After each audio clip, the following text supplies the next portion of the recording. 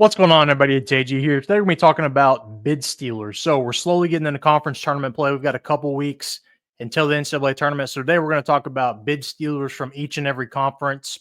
So if you don't know what a bid stealer is, it's pretty much like a bid thief that essentially is a team that is not a lock for the tournament right now, not a lock for the NCAA tournament, but if they win, it would like eliminate a spot in the field. So all these teams fighting for their bubble spots, there'd be one less spot basically. So think last year NC State ended up going a run in the tournament, but nowhere near the field. They win the AC tournament. That eliminates a bubble spot. And so you have teams like shift down. So like as of right now, the bubble is like Indiana, Ohio State, Arkansas, Oklahoma, Texas, Boise State, teams like that. But if there were a bunch of bid thieves, you'd see teams like San Diego State, Baylor, West Virginia, Utah State, Gonzaga, all those teams kind of shift down to end up being the last four in, depending on how many bid thieves we got. So with that being said, let's go ahead and get started here. Join me down in the comment section. Let me know your thoughts and make sure to like this video and subscribe as well. But we're going to go conference by conference here. American East, one big league. Not going to be any bid thieves in there. No matter who wins it, only one team is going. All right, then we'll go to the AAC, so the American Conference. As right now, there is one lock, and that is Memphis. So you could see a potential bid thief in there. One of those teams could be North Texas. So if we have a bid thief, I'll tell you my locks, and then I'll talk about the teams, their record, and then kind of why they're on here. So first off, out of the American, North Texas, 23-6, really good record, but not a good enough resume really to get in besides Memphis. So why are they here? Why could they win their conference tournament? They have single-digit losses to Memphis, Utah State, High Point, and McNeese State, all tournament teams right now. Not a very strong conference. They can definitely roll through everybody but Memphis, and they've only played Memphis one time too. So, I mean, there's definitely room for growth there that if they did run into Memphis again in the championship, they might could dip them. Another team in the American Conference, Wichita State, not quite as good of a record, a little off the radar. So some of these teams you'll recognize as far as they're kind of on the bubble, and then some of the teams will be way out of left field, depending on like a little more digging on their resume. But Wichita State, why are they here? They have wins over Memphis. All right, so that's one of the teams in the conference to beat Memphis. I went over Minnesota, which has also dipped some teams in the Big Ten, and then Kansas State.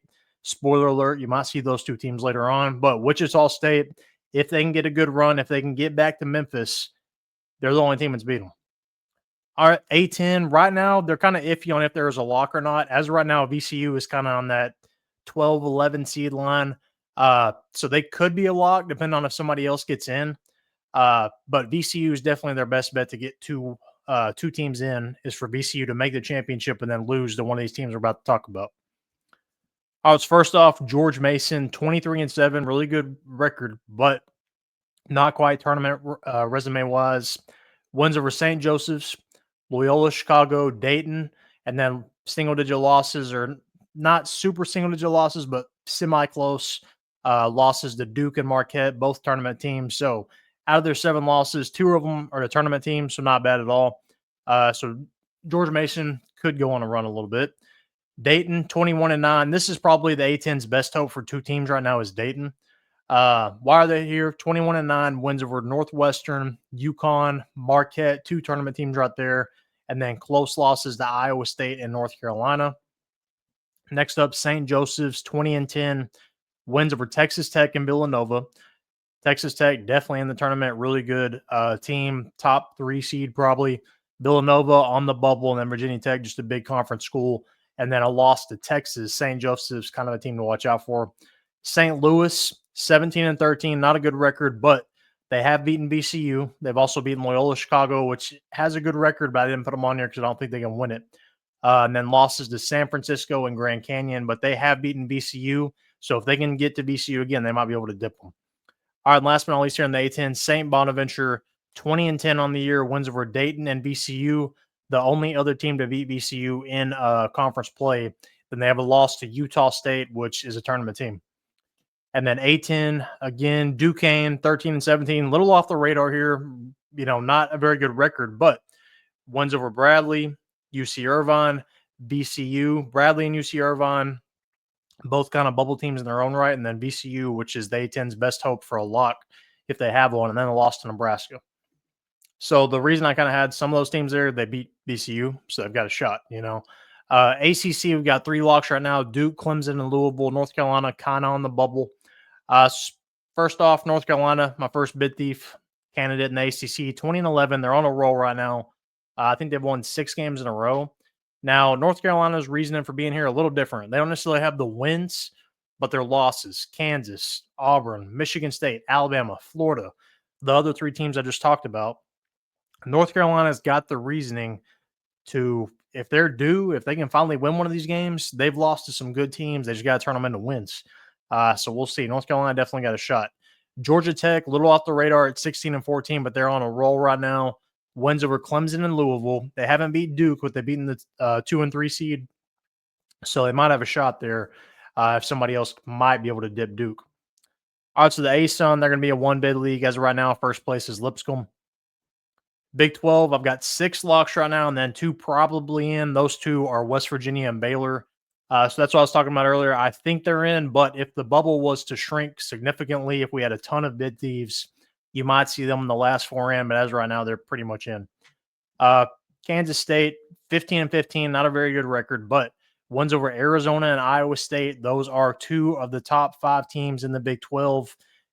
Nobody's probably beating Houston, but if somebody does that is not, Texas Tech or Iowa State, Kansas State might could do it. They've got some guys that have been in the tournament before. Coleman Hawkins at Illinois did some good stuff.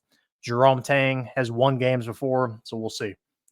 Big East, as of right now, we've got 4 locks. We've got some bubble schools we're going to talk about here with the Big East, but 4 locks: UConn, Marquette, St. John's, and Creighton. But first off, Xavier, 20-10. Why are they here? One's over UConn, Marquette, and Creighton. They haven't beaten St. John's, but they've beaten 2, 3, and 4. Xavier's got a shot. As of right now, I've got them as my last team in the tournament. Villanova, 18-13. They're kind of on the wrong side of the bubble right now. They lost some games at the end of the season they didn't need to lose, but they have beaten St. John's and they've beaten Marquette. So they've got a shot there. They definitely beat them. So why not? Can they not beat them again? Big Sky, I've got them as a 1-bid league right now. Right now, first place is Northern Colorado. Big South, same thing. As of right now, High Point. Now, High Point, they're not quite a lock as far as they could be in that large. I don't think they can be, but High Point, only 5 losses on the year. Watch out for High Point. Big 10, as of right now, I've got 8 locks. So I've got a couple bubble teams, Nebraska, Ohio State, Indiana. But let's talk about some of the bubble teams. Indiana, they actually play Ohio State tomorrow, but wins over Purdue, 18-12. Another win over Michigan State. So a semi-good resume.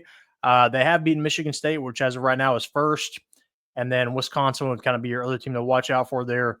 Ohio State, 17-13, wins over Purdue, Kentucky, and Maryland. Ohio State is rolling right now. They're playing harder than probably anybody in the Big Ten. If they can get on this run, if they can beat Indiana tomorrow and then go on a run in the tournament, we'll see what happens. All right, then Minnesota here, not as good of a record, 15-15, but they have some impressive wins. UCLA, Oregon, Michigan. Michigan, I think right now is second in the Big Ten, and then UCLA and Oregon are both tournament teams. So in the top 8, at least one of those locks. So Minnesota, they've beaten some of the teams. They might be able to beat them again. All right, Big West. So this is kind of a caveat here. So they're most likely going to be a 1-bid league with UC San Diego, but UC San Diego does only have 4 losses. So if they were to get to the championship, let's say they're like 30-4, and then they drop a game to one of these teams we're about to talk about in the championship, you might be able to sneak 2 teams in. But one of those teams, UC Irvine, 26-5. They don't have a ton of impressive wins. Their only real win is UC San Diego, but at 26-5, they've won a ton of ball games. If they can go on a run and then get to the championship and beat UC San Diego, if you've got 2 30-win teams, they're probably in. All right, then the other team, UC Riverside, they've got wins over UC San Diego, UC Irvine, and then Colorado State, which is a team on the bubble. UC Riverside team to watch in that tournament. Colonial, I've got them as a 1-bid league right now. Towson's in first place. Conference USA, 1-bid league, probably going to be Liberty U, Jacksonville State. Jacksonville State actually has a pretty good resume, though. So keep an eye on them. Horizon League, 1-bid league, Robert Morris. Ivy League, probably going to be a 1-bid league. Yale dropped a game or 2 at the end of the season. Yale was kind of their best hope to get multiple teams in. Metro Atlantic, same thing, one bid league in Quinnipiac. Mid-American, one bid league in Akron. They've only got 6 losses, though. Akron, pretty good record. Mid-Eastern, same thing, one bid league. Norfolk State right now is in the lead. Missouri Valley, I've got them with one lock, and that is Drake. Drake is in whether they win the conference tournament or not. They've got a good enough resume. They're in. I've got 2, I believe, bid thieves in this conference. Might be 1, I can't remember. But Bradley, really good record on the year, 24-7. They've got wins over Drake and San Francisco. San Francisco out of the West Coast Conference team we might talk about later. And then Murray State. These 2 teams are actually playing as of right now.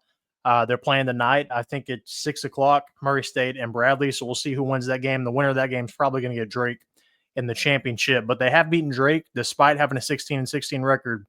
They've beaten Drake already this year. They've also beaten Loyola Chicago, which is a pretty solid win. Murray State, Bradley should be a heck of a game tonight if you want to watch it. Mountain West, as of right now, I've got 1 lock. New Mexico, 2 probably ends, Utah State and San Diego State. But the more bid thieves we get, the closer Utah State and San Diego State are going to probably clinch an inch towards the last 4 in territory. But we'll see. Both of them have pretty good wins, so I think they're in, but we'll see. First off here, bid thief will have the Mountain West, Boise State. Now, I think Boise State is in. I would have them in my bracket. I've got them in my last 4 buys right now, but 22-8 on the year. They've got some solid wins, but they've got some bad losses too. Ones over Clemson and St. Mary's, 2 teams that are for sure going to be in the tournament. New Mexico, another team that's going to be in the tournament, and then Utah State, pretty much a lock, not quite, but pretty close. So Boise State, they've beaten New Mexico and Utah State. They might be able to go on a run here and win the tournament just to kind of reassure that they're in.